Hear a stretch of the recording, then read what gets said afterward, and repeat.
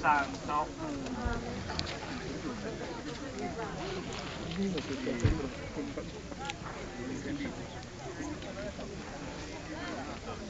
Signore benedetto, Signore Dio, tu hai dato agli uomini tuo Figlio splendore dell'eterna gloria e la fiamma viva del tuo Santo Spirito.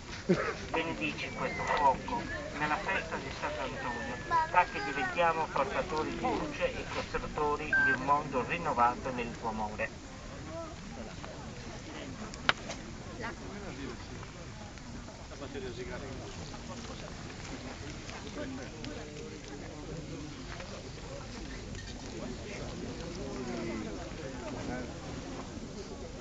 Preghiamo.